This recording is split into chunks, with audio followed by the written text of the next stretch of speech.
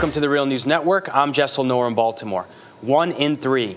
That's the astounding number of women who have been sexually assaulted in the military, a rate twice as high as civilian numbers.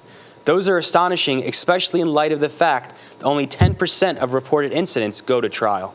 This harsh reality has put the Defense Department in the hot seat with Congress, pressuring them to make substantive changes. Now Defense Secretary Chuck Hagel is planning a new round of sexual assault policies that include expanding an advocacy program for victims to all military branches and recurring Inspector General audits of all closed investigations. Now joining us to unpack this and respond to this latest news is Jennifer Norris. She has served 15 years in the U.S. Air Force and retired for PTSD due to military sexual trauma. She started working for the Military Rape Crisis Center as a national victim advocate for active duty and veterans in 2011. And she's testified before Congress to support the passage of the Military Justice Improvement Act and STOP Act. Thanks so much for joining us, Jennifer. You're very welcome. Thanks for having me. So Jennifer, you know firsthand what it's like to deal with being sexually assaulted in the military. Can you share some of your stories? You were drugged and raped by your recruiter and also sexually assaulted by an instructor. Can you describe, as much as, of course, you feel comfortable, what happened in these incidents and the challenges you faced in getting accountability for what happened to you?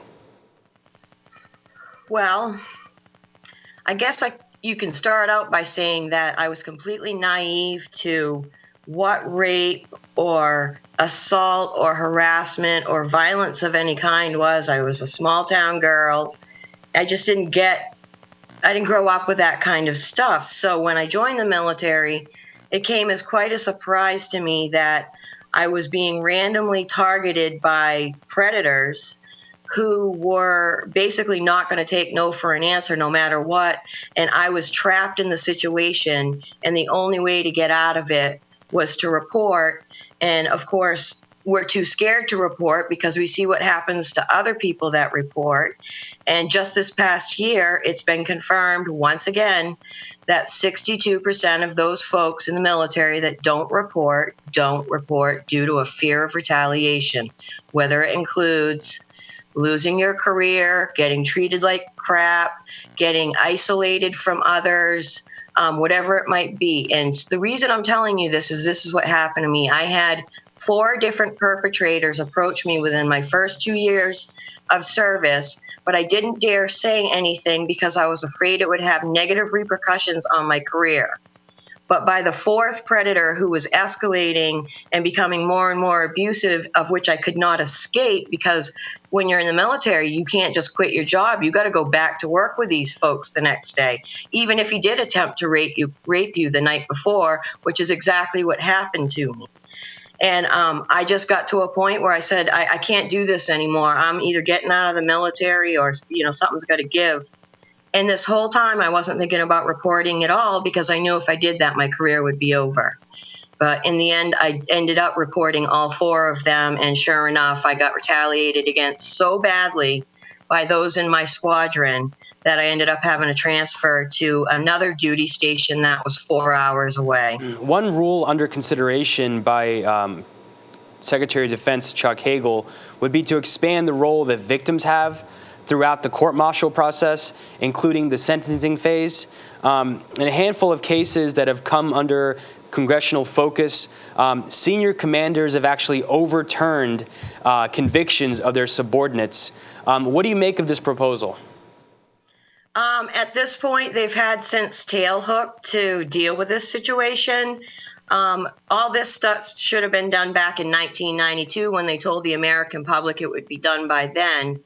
And instead, we've got 2013, and now it's become an epidemic that's not only impacted our soldiers, both males and females, but also civilians, children, wives.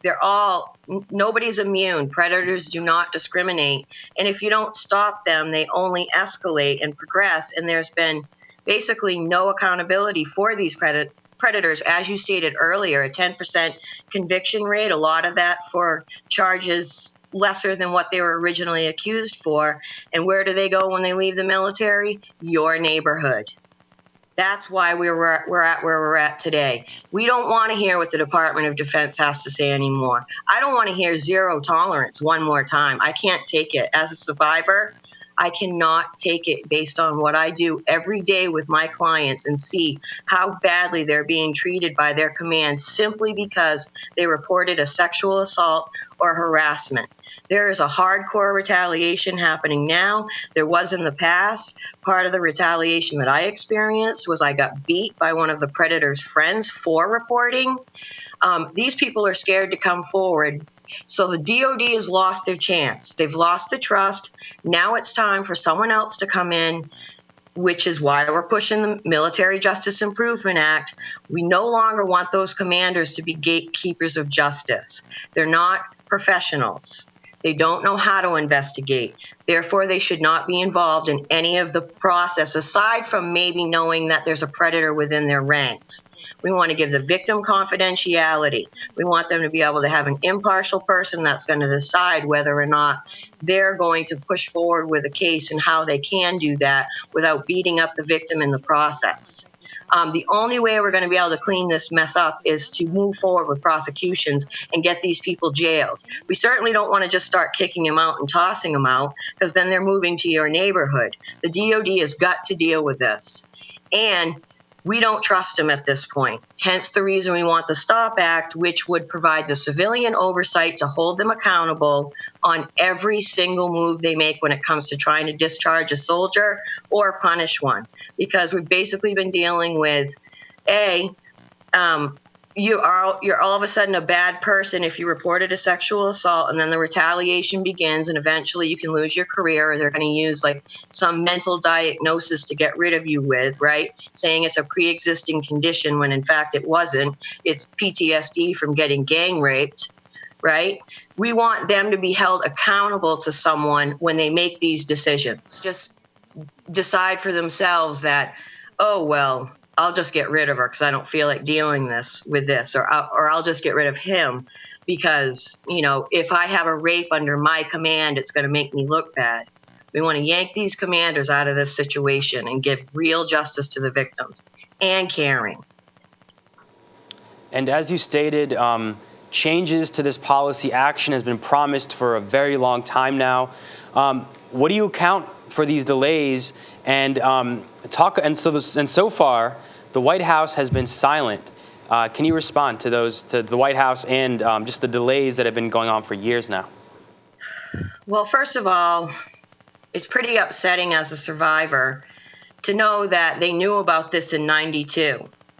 And don't tell me they didn't have enough money to be able to get experts to tell them that predators, there's few and far between, but they can do lots and lots of damage if not stopped. Well, now because they haven't stopped them, they're now in our higher ranking positions, like colonels, like commanders, like SARC coordinators, because they never were held accountable.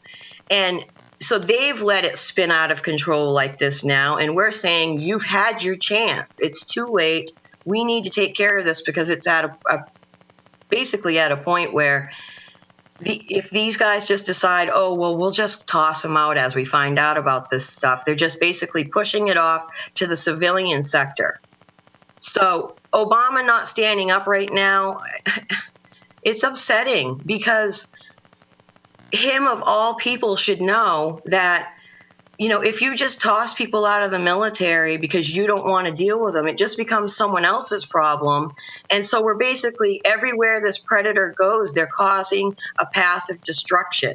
That's costing everybody more money because the people to begin with that should have dealt with it didn't. We need to go back. We need to find out who was raped, when, by who, and we'll probably find that these same predators have multiple victims across branches, and then we could possibly move forward with one case against one predator with, 10 victims, for example.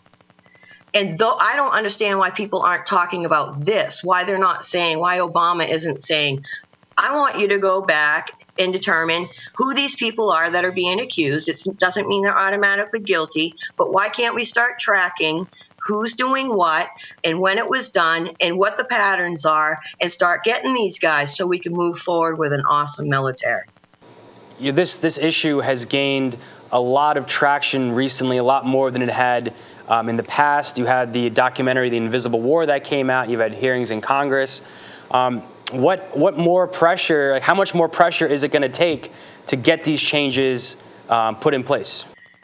Well, I mean, what it's going to take is the American people, which is what our country's all about anyways. So while the Department of Defense and Congress are dragging their feet on making these changes, they're hurting people.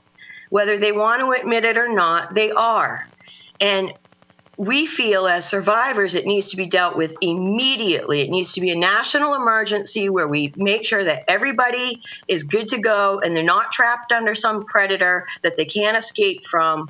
And if they are, that they're not going to get retaliated against for turning them in.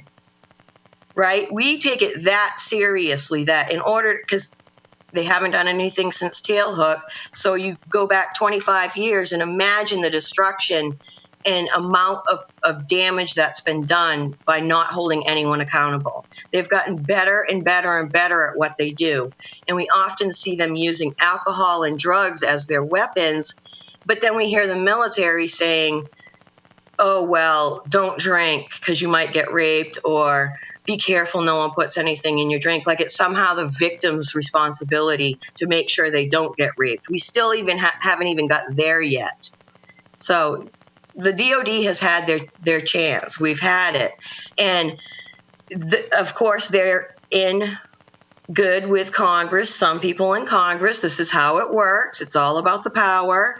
And we got shut down by Senator Carl Levin, who has recently promoted 3 other senators to fight keeping things in the chain of command, which is basically what they're saying is we're going to keep it in the chain of command, even though we know that 62% won't report to this commander because they're afraid of retaliation.